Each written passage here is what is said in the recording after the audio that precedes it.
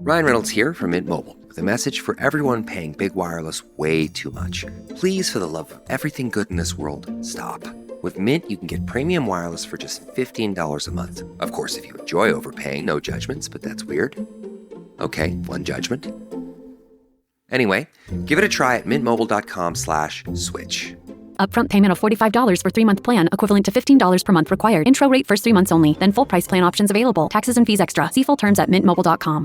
Choosing a bottled Starbucks Frappuccino drink that's all flavor and just 100 calories? Easy. Choosing between creamy vanilla, double chocolate, and sea salt caramel flavors? A little harder. Try the delicious new Starbucks Frappuccino light drinks. Look for them wherever you buy groceries. Start with Starbucks coffee. Welcome back, True Crime Army. I am your host, Margot, and this is Military Murder, a show where I focus on crimes committed by military members and veterans. But don't worry, you don't have to know anything about the military to listen. You just have to be a true crime enthusiast, and if that's you, welcome home. Today, I am bringing you one of the darkest serial killer stories I think I have ever told. If you thought Israel Keyes was scary, you'll think this serial killing duo is even scarier. All three of these serial killers, Israel Keyes, Leonard Lake, and Charles Ng, were known for making people disappear, and all three of them were caught doing mundane things. Israel Keyes going a few miles over the speed limit, and Lake and Ng robbing something from a hardware store. And if it hadn't been for keen-eyed police in both of those cases, who knows who the next victim of these serial killers could have been. As you may well know by now from my coverage of other serial killers such as BTK, Israel Keyes, Danny Rolling, and Randy Kraft, I like to dig deep. And with that, this miniseries will have 3 parts. Join me today as I tell you the first part of a 3-part miniseries on the serial killing duo Leonard Lake and Charles Ng. Now, let's dig in. Military murder is an independent project and is not endorsed by the Department of Defense or any military component. The views expressed are those of the host. The content of this podcast is not meant to be legal or medical advice. Warning, this episode contains graphic details of murder and is not suitable for young listeners. Listener discretion is advised.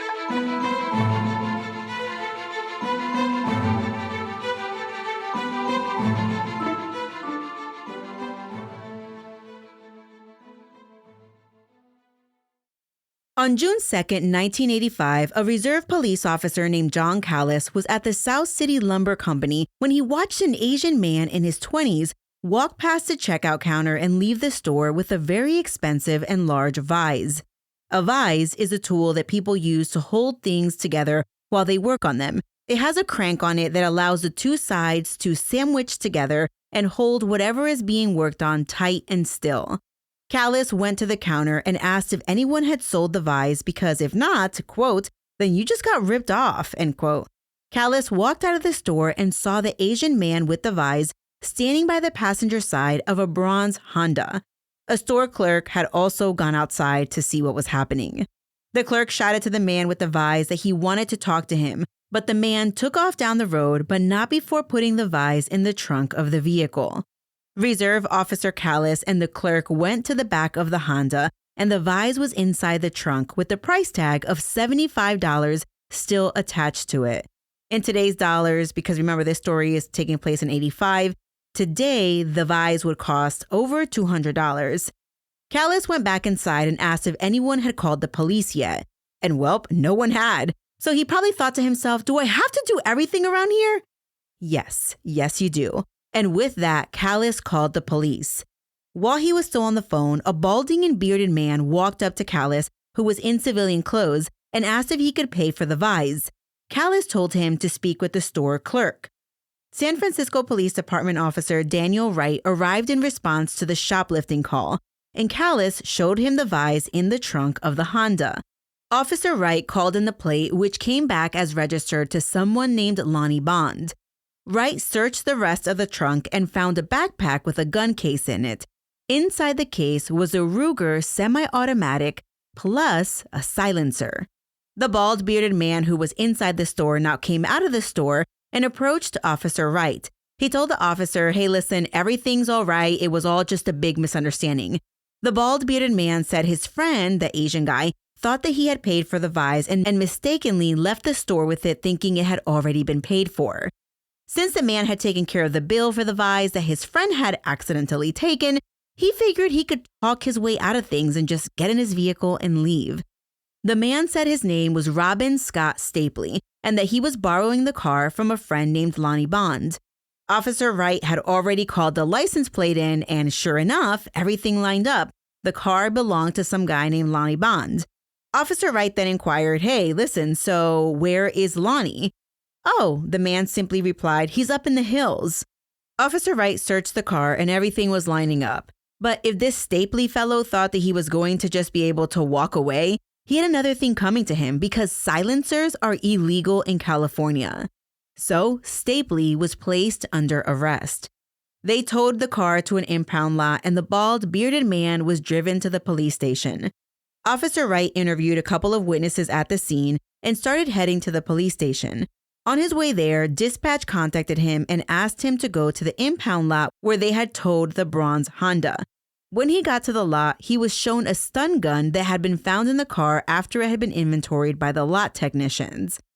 So just to recap, we have a dude stealing a vise from a hardware store, putting it into the trunk of a car. The man, described as an Asian man, then takes off on foot before he is caught. The car with the stolen vise was searched, and inside that vehicle they found a gun, a silencer, and now a stun gun.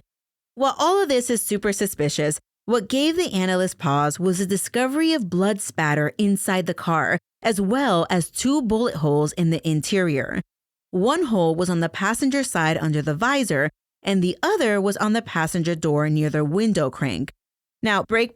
For those of you who might not know what a window crank is, back in the day, before being able to just press a button for the windows in your car to go up and down, you had this little crank-looking knob that you had to physically turn to put the windows up and then put them back down. Okay, with that history lesson out of the way, let's continue. The bullet holes appeared as if someone was sitting in the front passenger seat and had been shot by someone who was sitting in the back seat. Officer Wright had only run the plate number, which had come back to some guy named Lonnie Bond. But he then ran the VIN number of the car. And when it came back, he was more than a little concerned. You see, the car wasn't registered to Lonnie Bond like the plates had said. The plates belonged to a completely different vehicle. The bronze Honda was registered to a man named Paul Costner. And Paul Costner had been reported missing 7 months prior. Inside the car, they located a utility bill that was for an address in Wilseyville, California, which is in the northern part of the state a few hours from San Francisco. The name on the bill was Claralyn Balaz. When they looked her up, they found out that she had been married to a man named Leonard Lake. By this time, the bald, bearded man arrived at the police station and was placed in an interview room. They left him alone there with a pen, a paper, and a glass of water. When they returned, the man was laying on the ground, foaming at the mouth and convulsing. And on the table, the man had left a written statement that read more like a suicide note. The note read, quote, "Dearest Cricket, I love you. I forgive you. Freedom is better than all else. Tell Fern I'm sorry. Mom, Patty, and all, I'm sorry for all the trouble. Love, Leonard," end quote. The man was immediately rushed to the hospital where they determined that he had ingested cyanide. They also found out that the man wasn't Robin Scott Stapley. His name was actually Leonard Lake. And while this initially started as a larceny/gun silencer legal issue, it became much bigger than anyone could have ever expected.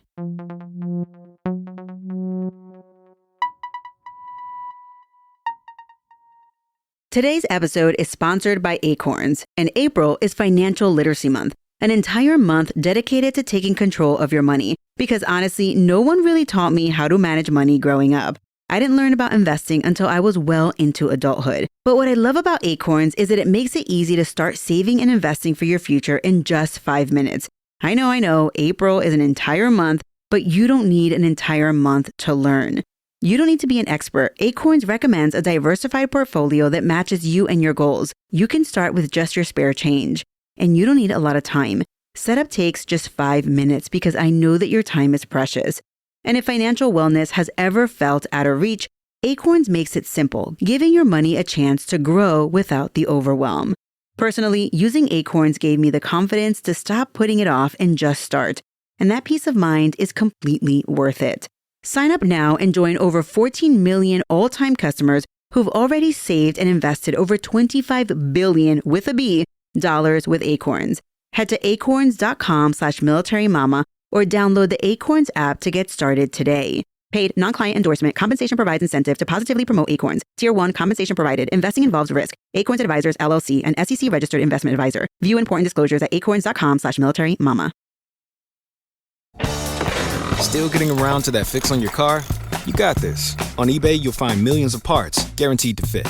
Doesn't matter if it's a major engine repair or your first time swapping your windshield wipers. eBay has that part you need, ready to click perfectly into place for changes big and small. Loud or quiet, find all the parts you need at prices you'll love. Guaranteed to fit every time.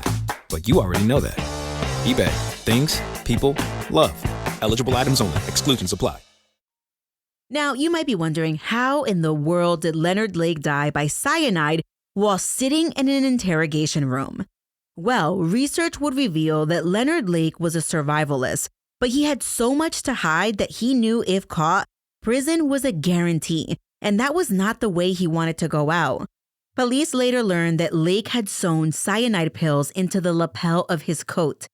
Some reports differ, and they say that he taped them under his collar, but basically it's the same thing. Now, can you imagine this man was mad enough to just walk around on a daily basis carrying cyanide just in case? And as you'll learn, that's the most normal thing about this case. Detectives went to Claralyn Balaz's apartment, which was the name on the utility bill found in that bronze Honda, and they told her that her ex-husband had ingested cyanide and was in a coma at the hospital. But they wanted to know if she knew why he was using the name Robin Scott Stapley, and if she knew who the Asian guy was that took the vice from the hardware store.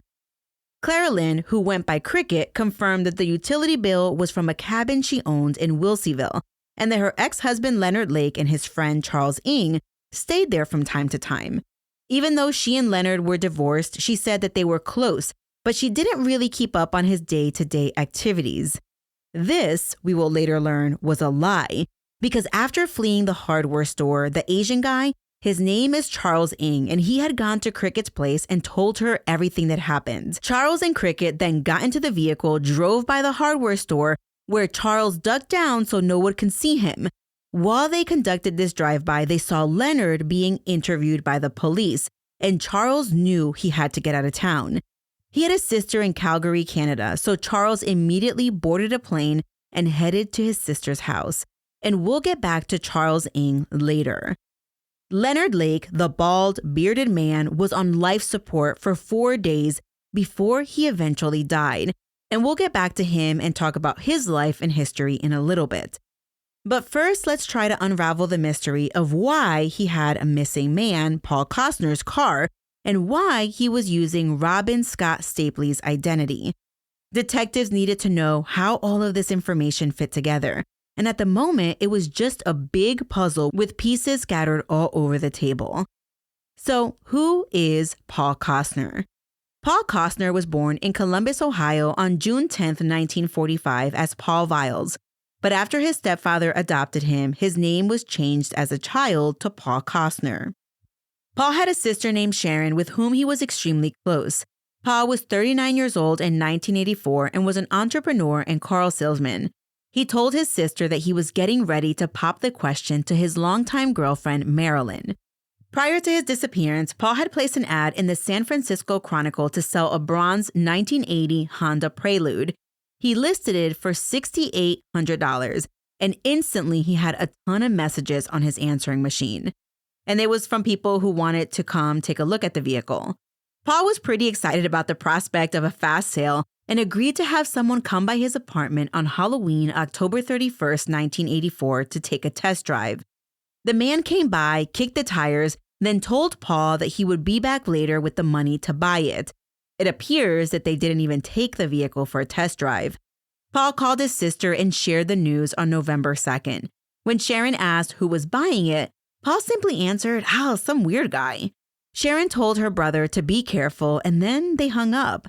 The following day, Marilyn, Paul's girlfriend, soon to be his fiancée, called Sharon asking if she knew where Paul was. Marilyn and Paul had plans to cook dinner and watch a movie together on Friday night. He had called Marilyn at around 7 p.m. on the night of November 2nd, saying he was going to meet someone who had called him about the car. They finalized their date night plans for the evening and hung up. Sharon told Marilyn that as far as she knew, Paul was supposed to meet some weird guy to finalize the sale of the Honda, but assumed he was fine. Sharon and Marilyn called and left message after message on Paul's answering machine, begging him to return their calls. But he never did. Both women knew that it was out of the character for Paul to skip out on plans and to ignore their phone calls. Sharon went to Paul's apartment where the landlady let her in. And as soon as she walked in, Sharon was struck by how clean the apartment was. She thought it looked like a hotel staff had come in and just done room service with like vacuum lines in the carpet and the whole nine. But it was odd to her. Paul didn't clean like that. He kept his place pretty tidy, for a bachelor, but wasn't overly meticulous. Sharon took pictures of the inside of the apartment just to document what she was seeing. And now you have to remember, this is 1984. So Sharon's taking snaps with a wet film camera, not a cell phone like we walk around with nowadays. And I think Sharon was ahead of her time thinking to do something like that. Sharon went through Paul's entire apartment looking to see if anything was missing or anything was out of place. She looked in a closet where Paul kept his .38 revolver and .22 Derringer. And guess what? They were both missing. Now, Sharon was really scared. This was all feeling really odd to her. And not only were the guns missing, but Paul was missing, and so was Paul's Honda. Sharon called the San Francisco Police Department, but she was told, listen, you cannot report someone missing until they have been missing for 24 hours. And they were like, hey, on top of the 24-hour wait period, you have to report in person. On November 3rd, Sharon and Marilyn went to the Central Police Station to file their missing persons report. And the first officer they spoke to asked, well, how old is Paul?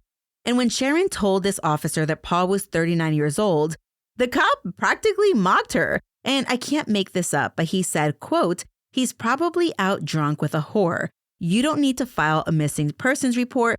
We don't look for anybody over 6, end quote. What the what? How insulting to his sister and girlfriend, and just downright wrong. Sharon, being the rock star that she is, looked right back at the officer and said, well, it's not my bicycle, it's my brother. I want to file a report, end quote. And the cop answered, well, if you have to. In the documentary Manifest of a Serial Killer, available on Peacock, Sharon is just the sweetest person, and it breaks my heart to hear her recall those moments decades ago. The police dealt with 500 missing person cases a month in San Francisco back then, and they literally did nothing other than take down the report. According to Sharon, she received zero help from the police department. So she started her own search, reaching out to Paul's friends and asking when was the last time they had spoken to him. And no one had heard from Paul since around the same time her and Marilyn had. Sharon started calling everyone who left voice messages on Paul's answering machine about the Honda. She wanted to see if any of them had heard back from Paul or had made an appointment with him, and none of them had. As the days went by, Sharon went to Paul's apartment nearly every day, and a week after he disappeared on November 9th, Sharon saw that little blinking light on Paul's answering machine. Finally, something, she thought to herself. Sharon pushed the button and the message played, and all it said was, quote, Paul is gonna be dead, end quote. That was literally all the message said. It didn't say pay us $1 million or Paul's gonna die. It didn't say do something for us or we're gonna hurt Paul. It just simply said Paul is gonna be dead. Sharon was beside herself with worry and called the missing persons unit to tell them about the ominous message. Detectives Irene Brunn and Tom Eisenman were assigned to the case, and with this ominous message, Sharon might get the forward momentum she needed to find her brother. The detectives searched Paul's apartment from top to bottom looking for any clues, but like Sharon, they came up empty-handed. They interviewed his neighbors, and one of them was a woman named Verna who told the detectives that she saw Paul by his garage with a man she had never seen before. Verna said the man with Paul stared at her and made her feel super uncomfortable. She said that Paul backed the car out of the garage, the man leaned in the window, and Verna could see that they were talking, but she didn't see anything after that. But that was all the cops could get from anyone. Within a few days, the case completely stalled, but Sharon wasn't giving up. She became like a one-woman police force searching for her brother Paul. She made missing person posters that offered a $10,000 reward and distributed them wherever she went. She visited morgues and hospitals hoping for some sign of what happened to Paul. She even drove through the parking lots of 3 different airports several times because she was looking for Paul's car in case he had taken an impromptu flight somewhere. Something Sharon found out was that the police patrols carried around something they called a hot sheet. A hot sheet was a list of stolen cars or cars connected to crimes. Cops carried the hot sheet to basically be on the lookout for these particular cars. The only problem with this hot sheet is that cars drop off the hot sheet every 28 days. So once Sharon discovered this, she did what she did best. She figured it out. She started calling the San Francisco Police Department every 28 days to report Paul's car stolen, and she did this over and over again. Sharon called several TV stations to try to get one of them to do a story on Paul's disappearance. And finally, Sharon's persistence paid off when the story was picked up and she got a bit of a lead. The story of Paul's disappearance was broadcast nationwide, but the lead came from a reporter right there in San Francisco. The reporter told Sharon that an entire family had gone missing about 3 months before Paul's disappearance. It was the Dubs family. It was a 30-year-old husband named Harvey, his 33-year-old wife named Deborah, who went by Debbie, and their 16-month-old son, Sean. After hearing about the Dubs family disappearance, Sharon was very interested in this information. Their disappearance was eerily similar to Paul's case in that they had just seemed to have vanished into thin air after placing an ad in the paper.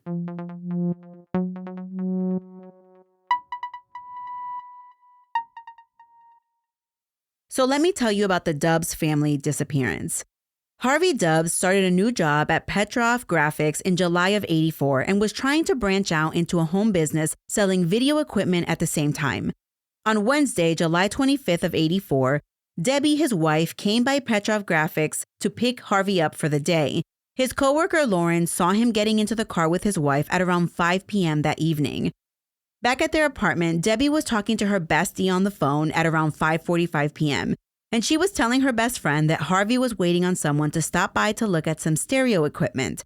You see, Harvey would regularly place ads for equipment that he was reselling or for video equipment rentals in the San Francisco Chronicle. Debbie was still on the phone with her best friend when Debbie said, "Oh, I gotta go, it's the doorbell." She told her friend goodbye and hung up. And sadly, that was the last time anyone ever heard from the Dubs family. The following morning, Harvey didn't show up for work. Even though he was still kind of like a newish employee, Harvey's boss knew that it was totally out of character for Harvey. The boss knew that Harvey was super conscientious and would always tell him if he was running late for work. Later that day, on Thursday, July 26, Harvey's coworker Lauren, the same one who saw him getting into the car with his wife the night before, well, she got a call at the store from a man who said his name was James Bright. This James character told Lauren that Harvey wasn't going to be showing up to work that morning because of a family emergency. He went on to say that Harvey had to make a trip to Washington to deal with the emergency.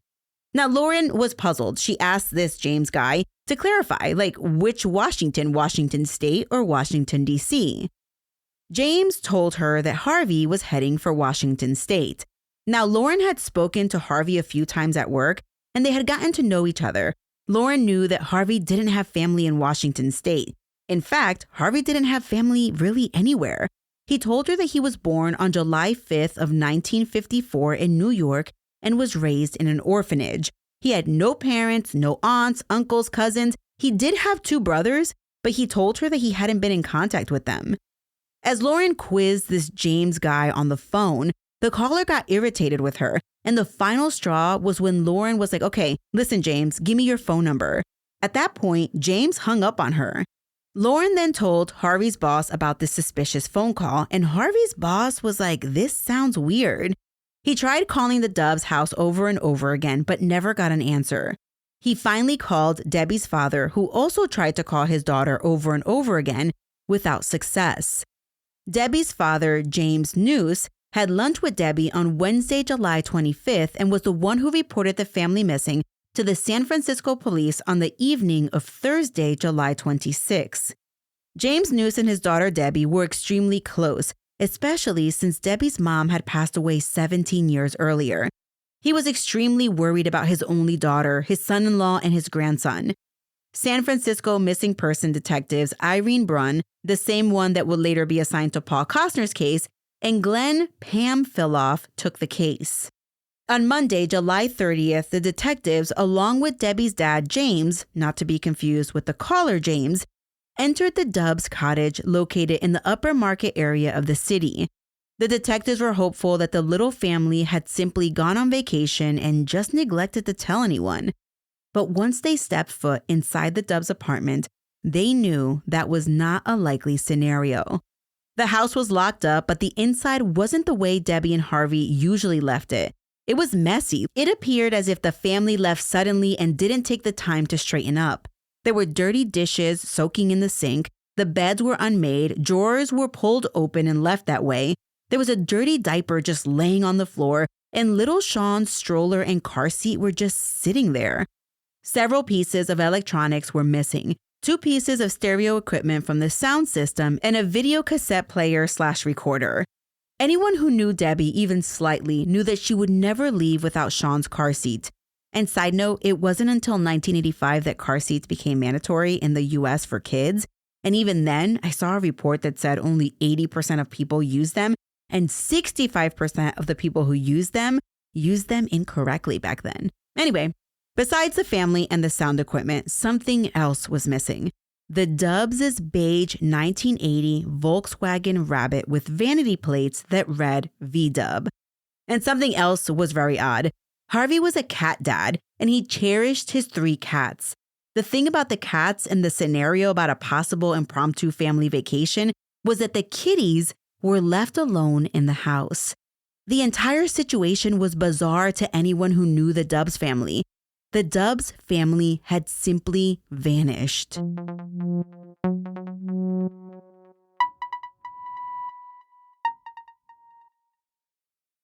Hello, Nigel here. I couldn't help noticing that you're still awake. Now, I'm an owl, I'm supposed to be up at night, but you need your sleep. So if it's your allergy symptoms that are keeping you up, here's a word to the wise. Try Xyzal. You see, Xyzal works fast to relieve sneezing, runny nose, itchy watery eyes, and itchy nose and throat. And it keeps going strong for 24 hours, so you can get your sleep and wake up refreshed and ready for a productive day ahead. Be wise, all. Take Xyzal at night. Use as directed. Starts working in 45 minutes. The #1 selling product of its kind with over 20 years of research and innovation. Botox Cosmetic, onabotulinum toxin A, is a prescription medicine used to temporarily make moderate to severe frown lines, crow's feet, and forehead lines look better in adults. Effects of Botox Cosmetic may spread hours to weeks after injection, causing serious symptoms. Alert your doctor right away as difficulty swallowing, speaking, breathing, eye problems, or muscle weakness may be a sign of a life-threatening condition. Patients with these conditions before injection are at highest risk. Don't receive Botox Cosmetic if you have a skin infection. Side effects may include allergic reactions, injection site pain, headache, eyebrow and eyelid drooping, and eyelid swelling. Allergic reactions can include rash, welts, asthma symptoms, and dizziness. Tell your doctor about medical history, muscle or nerve conditions including ALS or Lou Gehrig's disease, myasthenia gravis, or Lambert-Eaton syndrome, and medications, including botulinum toxins, as these may increase the risk of serious side effects. For full safety information, visit BotoxCosmetic.com or call 877-351-0300. See for yourself at BotoxCosmetic.com. Debbie was born on November 30th, 1950 in San Mateo and raised in the San Francisco Bay Area. She graduated from Notre Dame High School in Belmont, then went to the University of Nevada at Reno and the California College of Arts and Crafts in Oakland. Debbie was a commercial artist but had to supplement her income as a clerk, and she also waited tables from time to time. She used her skills as an artist to design menus for the restaurants that she worked at between serving tables. Well, Debbie finally found a job as a production artist in 1980, where she met Harvey, who was working as a photo typesetter at the time. I don't know what that is. They met in the darkroom at work, and 2 years later in 1982, they eloped in Reno. Once baby Sean was born on March 30th, 1983, Debbie quit work and stayed at home taking care of the baby. Harvey, as we have already learned, grew up in an orphanage in New York and did not really have any family to speak of. He was known to be quiet and reserved and was absolutely fascinated with all things video. It started off as a little bit of a hobby, but it morphed into a side gig. In 1983, Harvey invested in about $7,000 worth of video equipment, which would be equivalent to about $22,000 today. He used his equipment to shoot weddings and also rented out the equipment to production companies and people who wanted to video their own events. All right, so now that I've told you about the Dubs family, let's get back to the investigation. On Friday morning, July 27th, one of the Dubs' neighbors told the detectives that his roommate saw something odd on Wednesday evening. The roommate said he saw a young Asian man leaving the Dubs' house struggling with a flight bag and a duffel bag that looked really heavy and completely full. The man had hurried down the alley, and another man who wasn't Harvey got out of the driver's side of a beige Volkswagen Rabbit that had vanity plates that read V-Dubs. It was Harvey and Debbie's car. A downstairs neighbor reported that the following day at around 11:30 a.m., she heard footsteps upstairs in the Dubs' apartment. As she left her own apartment, she saw a young Asian man with an older white man carrying a bag and a duffel bag exiting the Dubs' place and closing the door behind them. She blurted out at them, "Excuse me, are you a friend of the Dubs?" The men turned and looked at her, then loaded the bags into a beige Volkswagen Rabbit with vanity plates that said, you guessed it, V-Dubs. It was Harvey and Debbie's car, but the couple and their baby son were nowhere in sight. That same day, the Dubs' debit credit card was used to make a withdrawal from a bank ATM. Police were able to get their hands on the surveillance footage from the ATM that showed an Asian man using the debit card. On the evening of Monday, August 1st, San Francisco police found the Dubs' car in the long-term parking lot at the San Francisco airport. The windows were up, but the doors were unlocked. No keys nor parking stub were found in the vehicle. It had been seen in the lot for a few days, but it looked like someone had taken it there and then left in a hurry. The car was towed to an impound lot in the basement of the Hall of Justice for forensic examination, but sadly, no clues were found. There was no plane tickets purchased for the family, but that didn't mean that they hadn't flown under an alias, I guess. But no one thought that was the case. It seemed more like someone put the car in this parking lot to make police think that the family flew out. Harvey's employer, the graphic place, they printed off 7,000 flyers for free to distribute around San Francisco, hoping to turn up some kind of lead. While the flyers didn't provide any leads necessarily, the police finally got a lead about 3 weeks after the Dubs family went missing. Dianne Feinstein, who was then the mayor of San Francisco at the time, announced a $5,000 reward for information leading to the arrest and conviction of anyone responsible for the Dubs' disappearance. Now, let me talk about credit card fraud quickly. Credit card/debit card fraud is easy to spot these days because you can pull up an app on your phone and in near real time look at what charges have been made. Plus, most banks will text or email you as soon as they see something out of the ordinary. But this was the 80s. Cards were run by putting it in a little machine with a paper receipt put in it, then an imprint of the card was made on the receipt with the machine. So it took banks a while to get the receipts from businesses for them to run the transaction. Eventually, police got their hands on the transactions that were made after the Dubs family disappeared. 3 people ate at a Benihana restaurant on the day after the Dubs went missing, and those people used Debbie's credit card to pay for their dinner. The restaurant was located in Burlingame, which is very close to the San Francisco airport. The following day, on the 27th, the card had been used again at a San Bruno restaurant. 3 people matching the description of the same 3 people that ate at the Benihanas picked up a to-go order that was, according to the owner, enough to feed 8 to 10 people. A woman had signed the receipt and was described as a white woman in her late 20s to early 30s, about 5 foot 5 inches tall, quote, plain and overweight, end quote, with a pale complexion and light brown hair. She was with 2 men. The first one was an Asian man around 25 years old, 5 foot 6 inches tall and weighing about 150 pounds. The other man was older, 35 to 40 years old, 6 foot 1 inch tall and described as, quote, paunchy and gruff, end quote. The police released composite sketches of the 3 people who were present when Debbie's card was used, and they made these sketches based on eyewitness descriptions. Now, if you've been listening closely, you may have noticed that the description of 2 men at the center of these missing persons cases are pretty similar.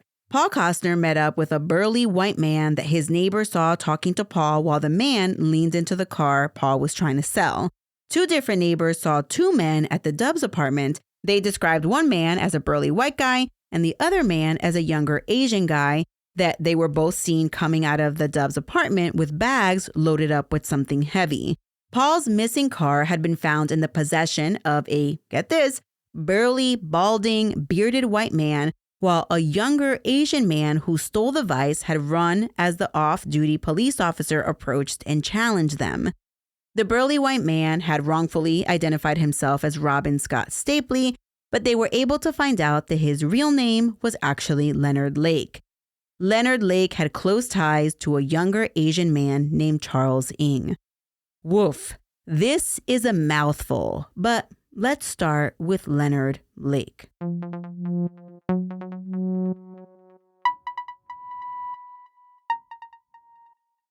Leonard Thomas Lake was born on October 29, 1945 in San Francisco to parents Elgin and Gloria Lake. Elgin was a 21-year-old Navy sailor who just returned from World War II when his first son, Leonard Lake, was born. Together, the couple went on to have 2 more kids, a daughter, Sylvia, followed by a second son, Donald. During the marriage, Elgin turned to alcohol, and when Leonard was 6 years old, his dad packed up and left. In an attempt to reconcile the marriage, Leonard's mom moved to follow the father, but Leonard said he didn't want to go with her. Instead, he stayed with his grandmother. However, at the last minute, he changed his mind, but his mom said he had to stay. Gloria wasn't gone for that long, however. She was gone for approximately a year when she returned. But even when she returned, Leonard stayed with his grandmother. Eventually, Gloria had 2 more daughters, Fern and Patty, with her second husband. When Donald, Leonard's younger brother, was 9 years old, Donald had been in a train accident that left him with a lifelong disability requiring near constant care. Leonard allegedly didn't resent his mother for leaving him when he was 6 years old, but Leonard definitely didn't like the situation. As he grew older, he and his mother became pretty friendly and cordial, but Leonard could not get along nicely with his younger brother, Donald. Leonard felt that Donald pulled his mother's attention away from him. Leonard's half-sister Fern felt that Leonard didn't respect Donald and felt like Donald was lazy. And Leonard didn't like, quote, lazy people. He felt as though they should be, quote, lined up and shot, end quote. Yes, he actually said those words. Later in life, Leonard would lie about his childhood and say his mother put him in an orphanage, which was not true. Later, Leonard would also accuse Donald of mooching off his mother and hurting her. A man who knew both brothers said that Leonard told him that, quote, it would be best for his mother if he, Donald, was dead, end quote. Leonard told another friend, quote, Donald was a stupid person and stupid people didn't deserve to live, end quote. Oh, this guy. And this is just the beginning, y'all. As a young teen, Leonard was destructive. He owned a small chemistry set, which, by the way, who the heck buys their kids chemistry sets? Not me. And one of his younger cousins remembers Leonard setting part of his room on fire. And Leonard was obsessed with collecting mice. Leonard was described as owning a mice city with tunnels and castles and even a little train for the mice to ride on. But when Leonard had to get rid of them, he sold some of them, donated some others, but the rest of the mice met an awful fate. Leonard poured chemicals and acid on them and watched them melt. In 1963, when he was still a teenager, Leonard Lake became obsessed with a book written by John Fowles called The Collector. The book is about a man who collects butterflies and takes photographs. At one point, the protagonist in the book becomes obsessed with a beautiful young art student named Miranda. After winning the lottery, the main character in the book purchases a house in a remote location. He then kidnaps Miranda and adds her to his collection by keeping her in a cell in his house. The protagonist believes that by keeping Miranda locked up, that Miranda will somehow fall in love with him. Welp, this was the premise of the book, and it was Leonard's favorite book. And Leonard couldn't tell the difference between fantasy and real life. Leonard wanted that life, and the book brought Leonard's fantasy about building a cell where he could keep women enslaved for himself to life. As young as 18 years old, Leonard knew he wanted to snatch women up and keep them hostage, but it would be a while before he executed his plan.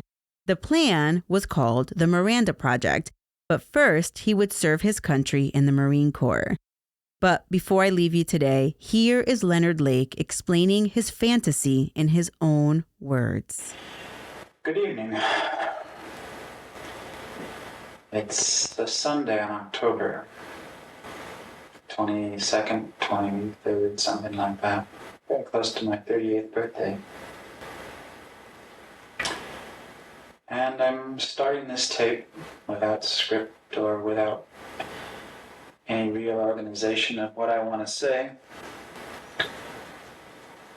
But I do feel I need to explain.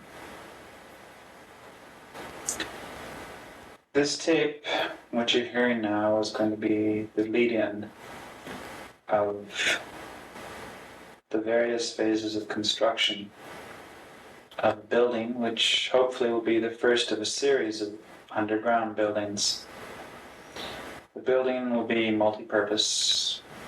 It'll serve as a tool room and a storage room for a lot of valuables and miscellaneous stuff that are useful to have, but not particularly items of immediate use that should be in the house.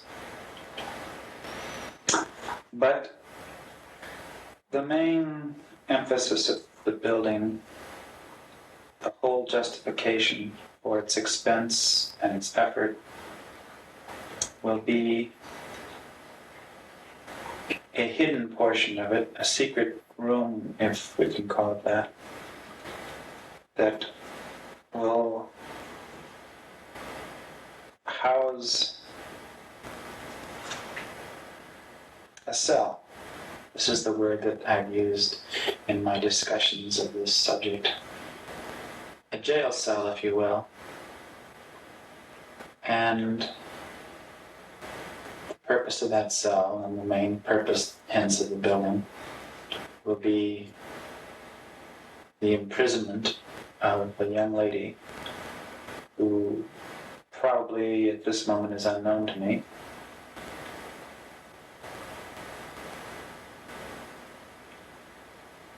And nothing more. Well, actually I shouldn't say nothing more. The building, even the cell, will be multi-purpose. These are very trying times. There are wars and rumors of wars going on. Today 135 Marines were killed in Lebanon. So having secret rooms, underground rooms, protected by concrete and steel and buried by 4 feet of earth, these are fairly safe investments, and the room and the building and the whole ultimate series of buildings will be designed not around the cell, but ultimately around the concept of a secret, secure living place for myself and perhaps for friends. But this first phase, it would be a lie to say it was anything other than primarily emphasizing the cell. History may be bored. Posterity may care less about this tape, care less about what I have to say. To be honest, I'm not too sure who I want to show this tape to, or if I will ever show it to anyone. But for anyone that is interested, anyone who needs my justifications and my rationalizations as to why I would want to imprison and in fact enslave a young woman, they have only to look closely at me. I'm a realist. I'm 38 years old, a bit chubby, not much hair, and losing what I have. not particularly attracted to women, or I should say, particularly attracting to women. And all of the traditional magnets, the money, the position / power, I don't have. And yet, I'm still very sexually active, and I'm still very much attracted to a particular type of woman who, almost by definition, is totally uninterested in me.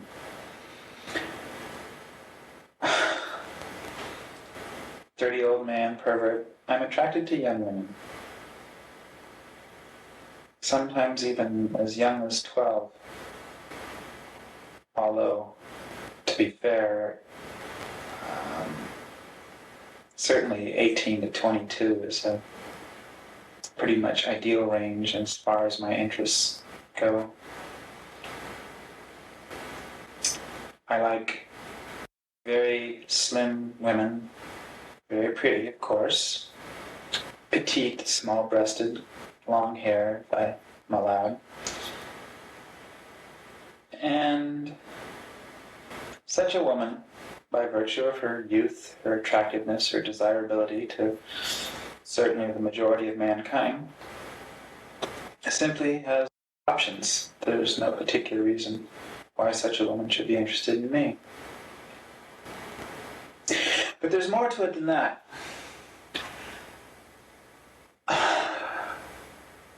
It's difficult to explain my personality in 25 words or less, but I am in fact a loner. I enjoy the peace, the quiet, the solitude. I enjoy being by myself. And while my relationships with women in the past have been sexually successful, socially they've almost always been a failure. I've gone through 2 divorces, innumerable women. 50, 55, I forget exactly the count. I counted recently, but I'm afraid a bottom line statement is the simple fact that I'm a sexist slob. I enjoy using women, and of course women aren't particularly interested in being used. I certainly enjoy sex. I certainly enjoy the dominance of climbing on a woman and using her body. But I'm not particularly interested in the id, the ego, all the things that a man should be interested in to complement a woman's need. Now, I can fake these emotions, and I can fake them very well. And in the past, I've been very successful with attracting fairly interesting and attractive women simply because I did fake fairly well an interest in their needs and their requirements. So momentarily, I had what I wanted and they thought they had what they wanted.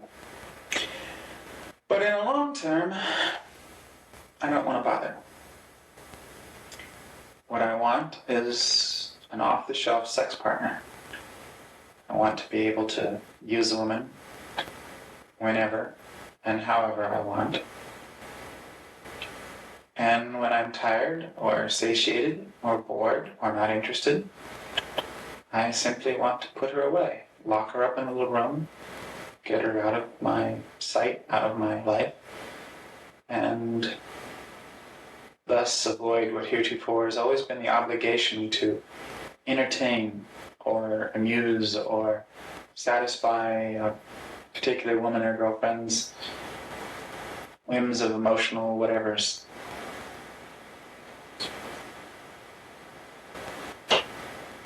Such an arrangement, of course, is not only blatantly sexist, but highly illegal. There's no doubt about it. It violates all of the human rights and blah, blah, blah, blah, blah. I'm going to spare posterity my concepts of other people's morality. I'm explaining my morality, what I feel, what I want. And as of this moment, I'm going to try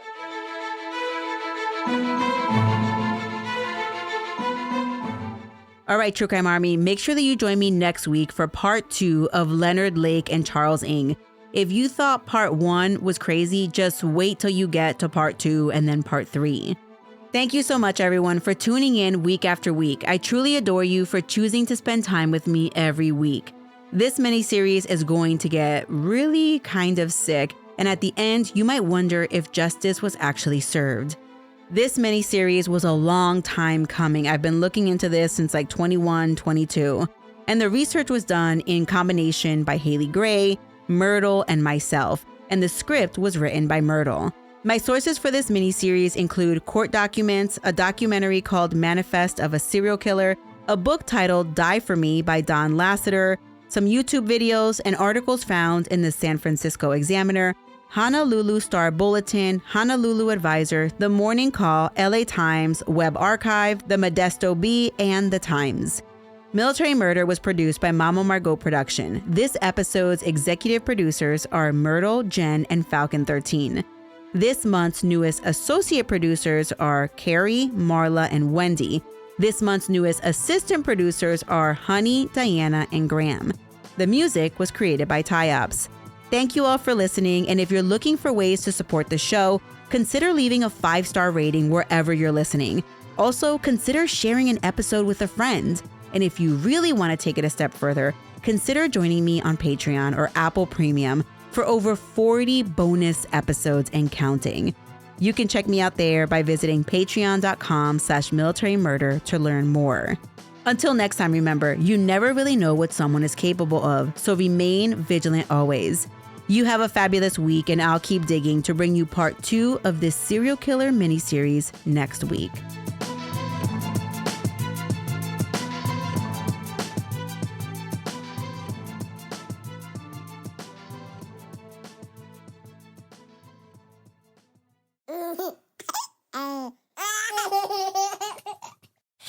Mama's working on her podcast. I don't want to.